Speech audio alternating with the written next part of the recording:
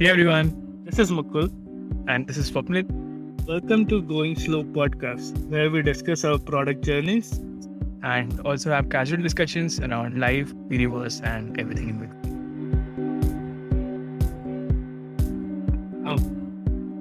Welcome to episode 21 of Going Slow podcast. Hey Swapnit, how's your week going so far? It's been, I think, almost a month. After almost a month, we are recording an episode. Yeah. I hope we get more regular now, I think. So yeah, the week is going pretty great actually. It's placement season at Rocket, so my DMs, my notifications, everything is filled with that. We got a lot of placements this week. We got a couple of them at Graphi by an academy. We got at Razorpay, then a bunch of more companies like Simplified, T-Text AI.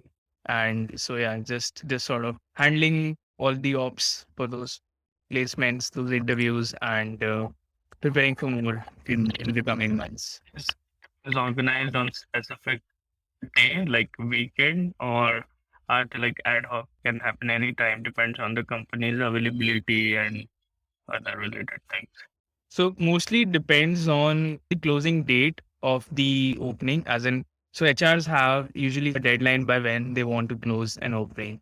So if it's near to that deadline, then they would prefer keeping a drive. It could be like, let's say on a Friday or on a Saturday, you interview all of the candidates in one day and then rule out the offers on the same day or by next day. In case they just have time and it's basically the interviewers are not free on a particular day, and most interviews are not free because they also have their own projects, their own dev tasks to do. So yeah, most of the companies we do it's staggered. They do like maybe two interviews a day, and yeah, so it goes on in parallel. So they'll, if we share like 10 candidates to them, so they'll interview it one or two a day. So they'll take like 7 8 days to process all of them. Like, do companies approach you or do you approach companies for the hiring process? So as of now, it's a mix of both. We have inbound, we have outbound. The inbound is mostly from the success stories that we put out on social media, basically LinkedIn and Twitter. So people see it and then they reach out. We also do some blogs. We also do some video content to sort of attract more companies. And then the other part is we do cold outreach. We do reach out to companies where we see the hiring is being happening, and then um, we reach out to them. We give them some candidates to try out, and then it normally goes up from there. Correct. Yeah, I mean, mix up everything basically. That's nice. Yeah. It's end of season now, or is it like mid season, or are there a lot of placements left? I would say it's the start of placement season. So the next 3 to 4 months, that's what we're going to do. We have like a big pipeline. We have just thinking about the numbers just overwhelms me in a way. So yeah, for the next 3 2 months, this is what we'll be doing, spacing all of these candidates.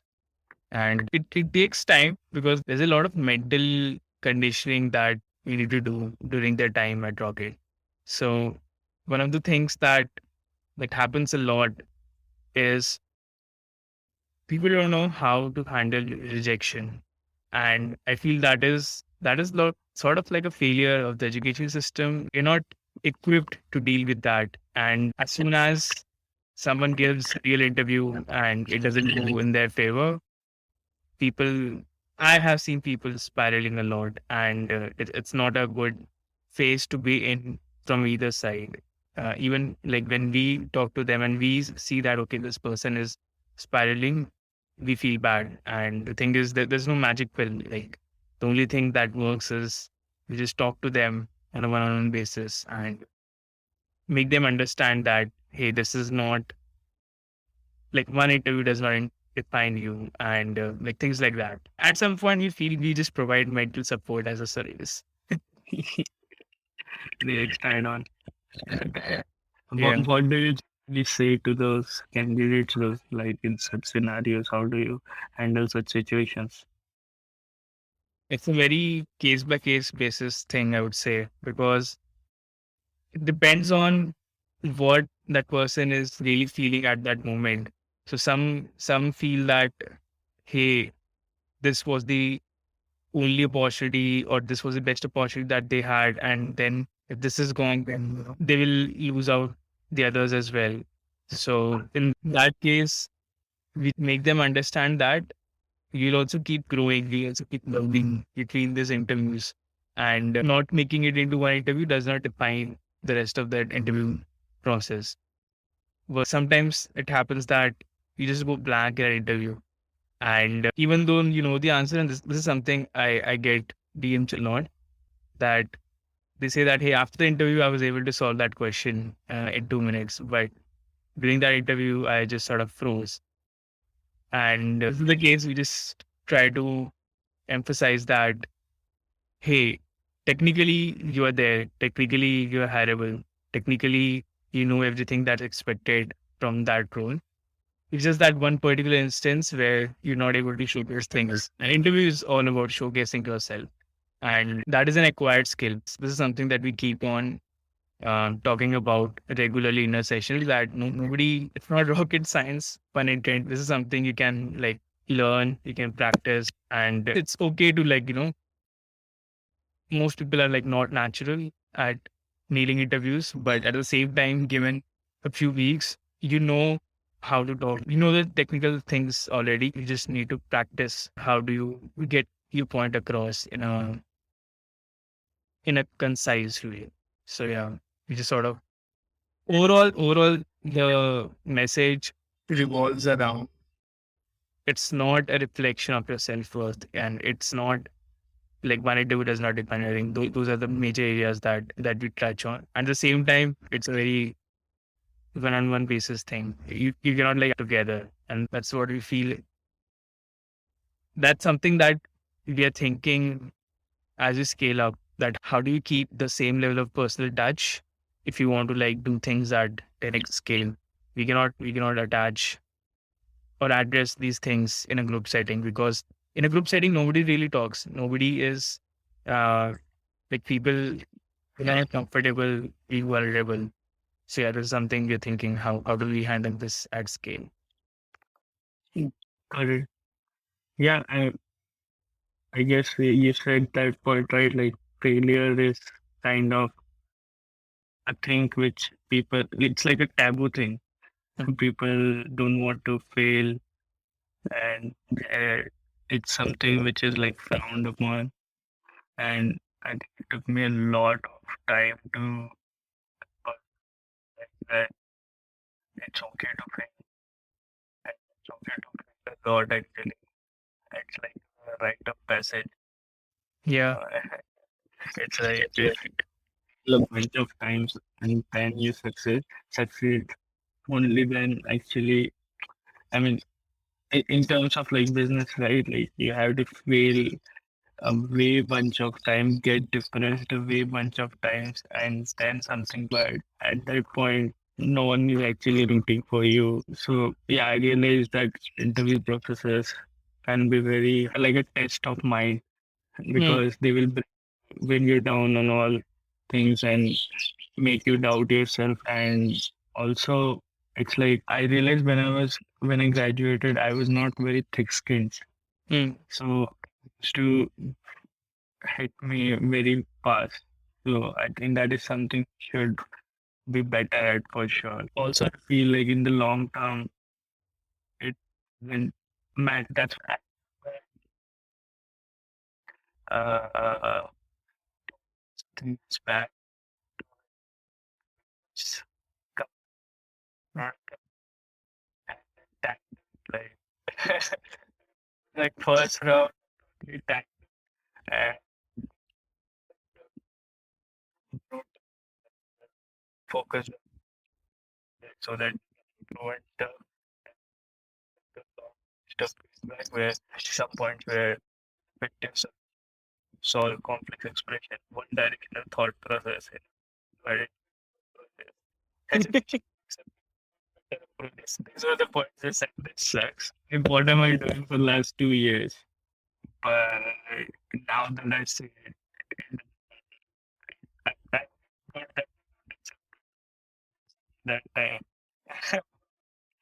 Yeah, it's hard to say at that point, but in the long run, I, uh, these things don't matter. And also, I feel like it's better to have thick skin regarding both points, regarding like rejection kind of scenarios and also kind of praising kind of scenarios. Because I've seen in corporates, managers a lot, pushed up to the world and stuff. You are the driver of this team. You are the key factor of this team, and these things then get you and put you on the high horse. So I feel both in both scenarios, you have to have thick filter to just remove the noise. Like in case of rejection, it's like as of now there are like wait, I'm pretty sure you like there are like way too many opportunities for an Right. engineer as of now. So Yeah, I think there's no shortage of opportunities for engineers hmm, or roles for anyone really.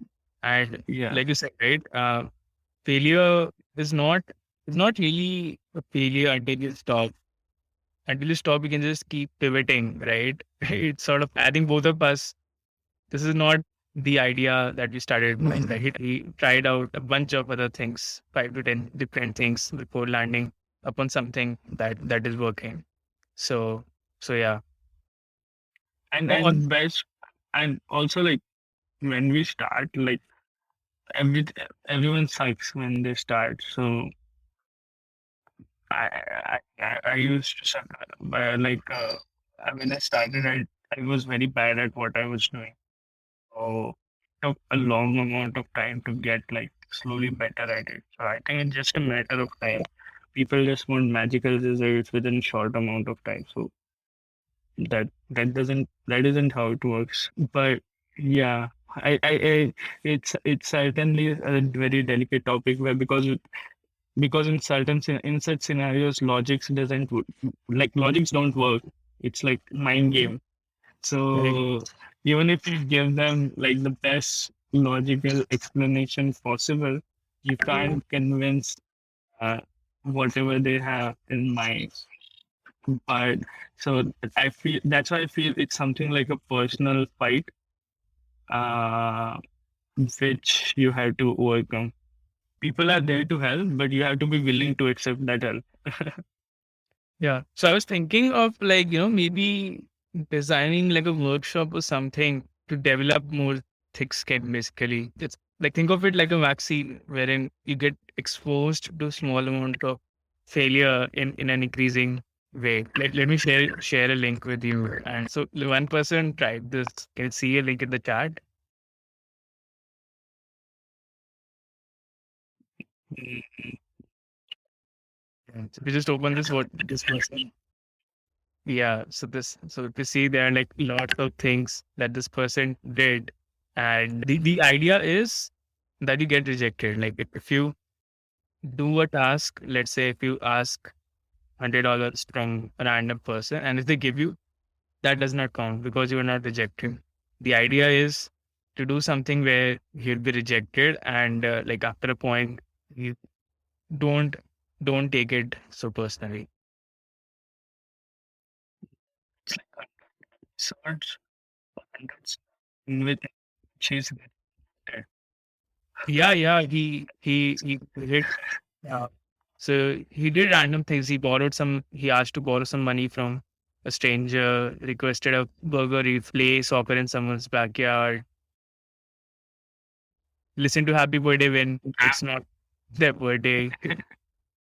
This is crazy. This is crazy. Amazing. Yeah, good. I never knew something like this existed. It's like basically you're showing it to the world. It's okay to get rejected Hmm. in every scenario possible, but still you will come out on top at the end. Yeah, It's really cool. yeah. It's just like It's normalizing really nice. increasing. Yeah, Yeah, we should definitely add this in the notes or for sure. something. All right. What's up? Yeah, so for last month or sometime for some time, I was in bit of an existential crisis on what or exactly what do I want more and stuff out of business or in personal life. And something like, for example, if money is enough or not in the equation, what should I do now? It's not like money is out of the equation as of now, but it's basically good enough stage where I can think of things for the long term, like instead of thinking like a short term. So now I'm like trying hard to get out of that phase.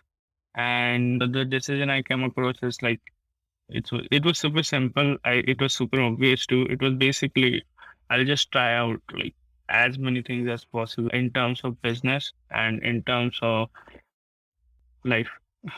So for business, I was thinking of like we'll try to grow as much as we can our current apps, and we'll also try a bunch of new apps. So when I was getting started, I used to try bunch of new things, like just for fun, like a bunch of new apps, bunch of new product. It was just something like, for example, an kind of an art because you could create something. So I was like, I was trying to create a bunch of things. Nothing used to work, but still, it was good feeling that I was creating something and stuff. So that's what I was thinking. Like I should try a bunch of things, build some apps. I had some. I used to keep list of ideas to work on. So most probably pick one of those, grow the existing ones. Don't care about like have a mindset that it should generate money because money makes it sustainable. But it's fine if it doesn't work. If it doesn't work, then move on to the next one. If it doesn't work, move on to the next one, and so on till something hits. Second is with respect to personal stuff. Yeah, it's the same. Like I like the nomad journey. I think I'll do it more. So in future, I'm thinking of doing it more as just in a slow way. Like basically, I'm next one. I'm going to Thailand. I'll stay at one place for 2 months. So that's like the plan for now. So I'm just mostly going slow on traveling and just trying a bunch of different things in my free time. Got it. And on the business front, been exploring like getting more people in your team or like No, as of now, no. The main reason being, first, we don't have that much personally work to dedicate. Like, I think we can handle it as of now. We are not overloaded with work. That's one of the main reasons for sure. We have one customer support person. The main reason we have customer support person is to basically we were getting overloaded with work and we were missing out on some hours our because of our night hours. Like during our night time, we used to miss those hours. So we had to hire a customer support person for that reason. But for all other stuff, we are not at that stage where we are like totally swarmed with things. So in fact, it's a little bit opposite. Like we have a lot more time now. Yes, we have a lot more time, and so we are just now in the thinking phase. Now, what to do with that time? So exactly. because there is no clear points to follow now, so that's why it's mostly experimentation now. On it's like getting back to zero kind of situation. So we are focused on like growing our existing apps for sure, and Hmm. we want to make it as big as possible. Right. But it's like, for example, we want to have something. I mean, we want to place some bets, basically, like Hmm. make some place some bets on the table. So to place some bets on the table, we have to build some ideas and stuff. So yeah, we'll just I would say experiment with few ideas. One thing I'm really excited about is travel industry, but I don't think I'm capable enough to build a product in travel industry because it's so operational heavy, and I feel it will be a little bit of headache to build a startup in travel. I mean, for me, to build a travel industry, but I feel travel industry has a good potential. By travel industry, I mean like a specific niche, like a nomad things. For example, have you seen a site called Remote Year? No. So you go to a site called Remote Air, what it does is it handles all the logistics. So the core logic of a remote year is you go with them for a year, and 1 month you stay at one place. Like for example, anywhere in the world, right? They have like a dedicated program for 12 months. So you stay in 1 month in a place, and then you hop on to a new place, and then you stay there for a month, and so on and so on and so on. So they will organize all the logistic, they will organize all the office stuff, they will organize all the community related stuff, they will organize all the air travel between those places, and people who want to work and travel, it's like the best scenario for them. So basically, because they handle all the logistics, you Right. just need to go there. So And you just need to pack your yes, bags and show up. yeah, exactly, exactly. So I mean, I feel such kind of scenarios can be like good. I wouldn't say like super. I would say profitable and stuff, but it can be very good in a small batch of things. Like for example, if you just have like a batch of 10, and just like for example, I'm going to Thailand. Like if anybody wants to join in Thailand, you can just join it. So like a batch of 10, like not just in Makes Thailand, you can do it inside India too, but it's makes just sense. operational. That's what I was thinking. So as of now, I'm based in Udaipur, and I'm thinking he can do this here as well. Just get a bunch of people, let's say 10 people, come here, set up everything. You can work from here, and then you can travel the city and surrounding places. Be here for maybe 1 month might be a bigger commitment for some people, but something like 2 weeks might be a good retreat of sorts. Yeah. Yeah, that's what I feel this segment is really good, because it's first of all, the people who are in this segment, who are like potential customers, are have money, like they are working and earning. So if they want something like this, they are at least willing to pay. It's not like, for example, you're hitting at something, like you're trying something where you will not be able to generate money. So that's something I feel can be a good thing in terms of like vocation kind of thing. Second, which I have seen, which I really liked in travel space, was kind of thing where you do extremely, I would say, uh, different thing, which can be, which is not traditional travel. So, for example, a thing like you are going to Manali and cycling 300 kilometers there, or you're Right. going to some other country and doing a road trip. Like you're Hmm. just renting out bikes and you're biking from one place from north to south.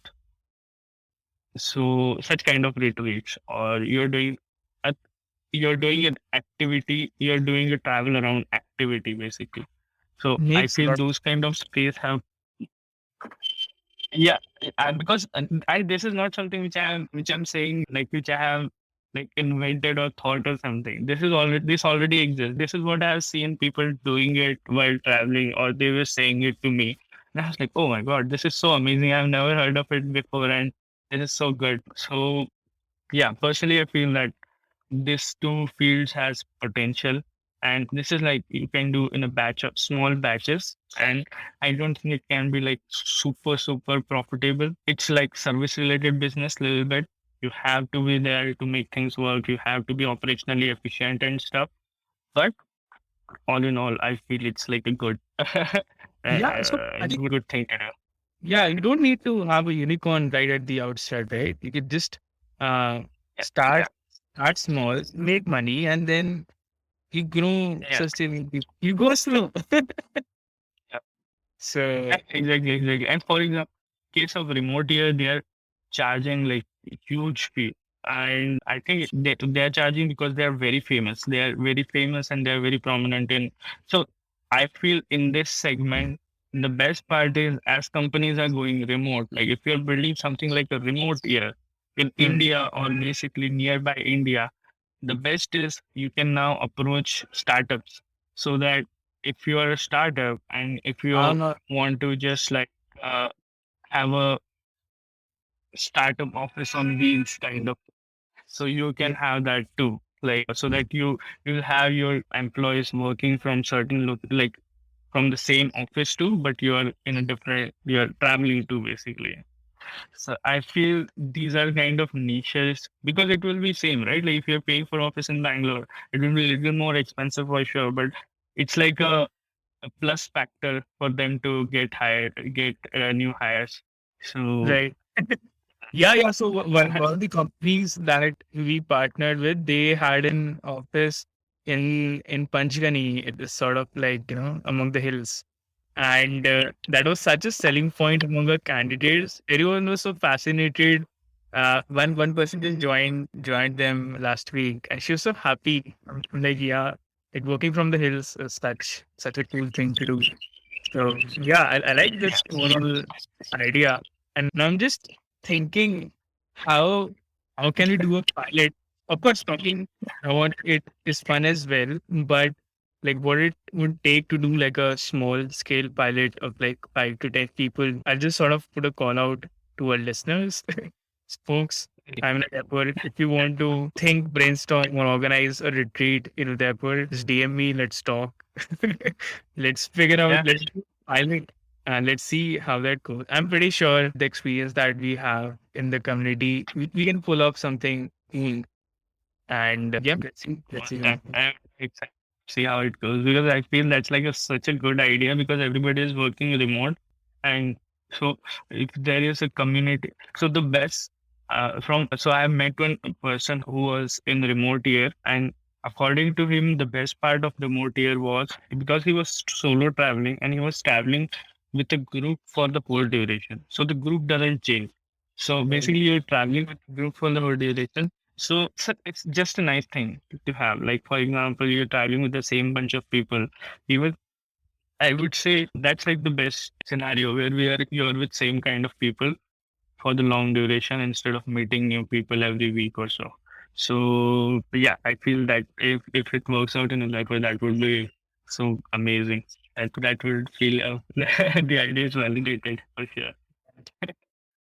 I'm pretty sure idea is validated since you already mentioned remote does that. And then as of now, I feel people are now started going out. At the same time, companies are in the process of bringing back the employees to the office, but it has not happened a lot.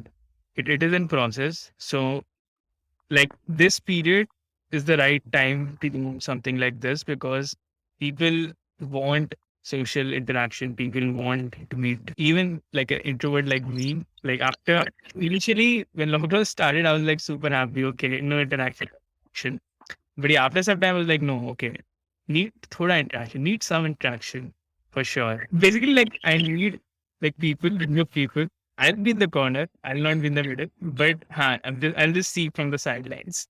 So Kind of thing. yeah, yeah, the explore. Yeah, exactly. So yeah, for sure. Like I was also staying in a place called outside. I have mentioned this before. They were similar to they were a bit different from remote here, but it was something like basically there is like a giant house, and you have a bunch of rooms in that house, and one common kitchen and one common, I would say, living room. So, for example, everybody used to have their own room, and everybody mostly were solo travelers. They used to work in their room or the common floor.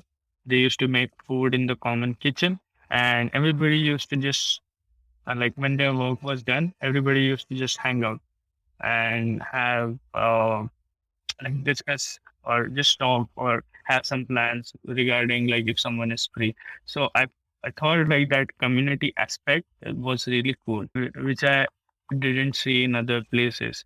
And there was special dedicated community managers there who was not like basically he was not like arranging things every day and stuff. He was just hosting one dinner every week. So for example, every Thursday and you go for a dinner, Hmm. and then basically if, what was happening was like even if you don't know how to start a conversation or even if you haven't met new people, when you're going for dinner, you're there for like 3 hours, so you will talk something and you will talk, and then after that dinner it basically you have met new people, you have met some friends, so after that it gets easier. So for them, it was just like there was an Thursday evening dinner and it was not mandatory. You can just join in and stuff. So it was really nice. Like they were not very forceful. There were not so many things they were trying to do. It was just simple, which I really like the whole vibe basically. So I really think like the remote travel with the community kind of aspect might be increasing, but yeah, I feel it is like a good good movement for sure. Yep. I would join too if anybody after September. Wow. So now we have two people already. We just need like, I'm pretty sure once the market, we can get like 5, 10 more people.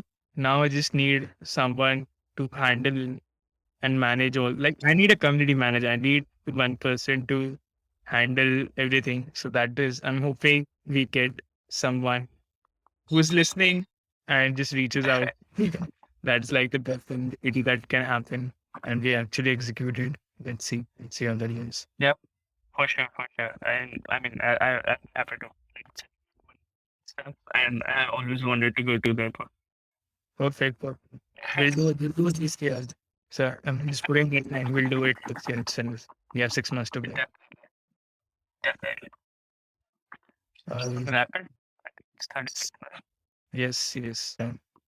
All right, folks. So if you like this episode, let us know on social media. Our handle is going slow forward. If you didn't like us, then also please let us know. We'd love to know what topics you'd like to hear more of. And as said in multiple times in this episode, if you are a community manager or if you are interested in hosting a retreat in Udaipur in any month this year, please reach out to me. We'll see what we can do and we'll make it happen. We'll at least do a pilot and see how that goes. So yeah, that's all for today's episode. Stay curious and don't forget to have fun.